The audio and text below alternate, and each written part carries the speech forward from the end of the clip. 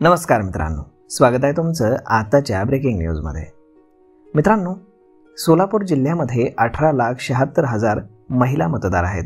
त्यातील 11,09,000 महिला मुख्यमंत्री माझी लाडकी बहीण योजनेच्या लाभार्थी आहेत। एवढ्या मोठ्या प्रमाणावरील महिलांच्या कुटुंबांचं वार्षिक उत्पन्न खरोखरच 2.5 लाखांपेक्षा कमी आहे का? यातील कोणाकडेच 4 चाकी वाहन नाही का? या प्रश्नांची उत्तरं शासन स्तरावरनं आता शोधली जात आहेत। त्यासाठी राज्य स्तरावरनं 4 चाकी वाहनं ज्यांच्याकडे आहेत त्यांची जिल्हानिहाय यादी पाठवून त्यामध्ये लाडकी बहीण योजनेचे किती लाभार्थी आहेत याची सरसकट आता पडताळणी केली जाणार आहे। सोलापूर प्रादेशिक परिवहन कार्यालयामध्ये अकलूज उपप्रादेशिक परिवहन कार्यालयातील RTO आकडेवारीनुसार जिल्ह्यामध्ये 20 लाखांवर वाहनं आहेत।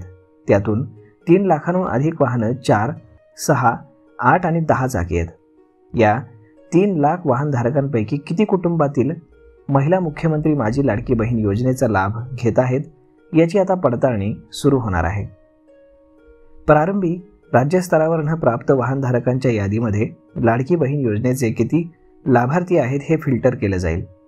त्यानंतर ज्यांच्या नावामध्ये किंवा इंग्रजी अक्षरामध्ये चूक राहिल्यानं ऑनलाईन यादीमध्ये नाव दिसणार नाही त्यांची पडताळणी अंगणवाडी सेविकांच्या माध्यमातून घरोघरी जाऊन केली जाणार आहे। शासनानं योजनेसंदर्भात काढलेल्या शासन निर्णयातील निकषांनुसार पात्र नसताना देखील ज्यांचे अर्ज आलेले आहेत त्यांचा लाभ बंद करण्यासाठी ही पडताळणी होत असल्याचं वरिष्ठ अधिकाऱ्यांनी सांगितलेलं आहे। तर मग मित्रांनो, अशा पद्धतीनं आता ज्या लाडक्या बहिणींच्या नावावरती 4 चाकी गाडी आहे किंवा त्यांच्या कुटुंबामध्ये 4 चाकी गाडी आहे अशा लाडक्या बहिणींचा लाभ हा बंद केला जाणार आहे आणि त्यासाठी आता अंगणवाडी सेविकांकडे हे काम सोपवलं जाणार आहे।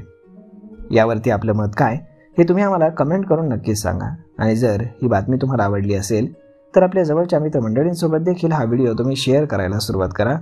धन्यवाद।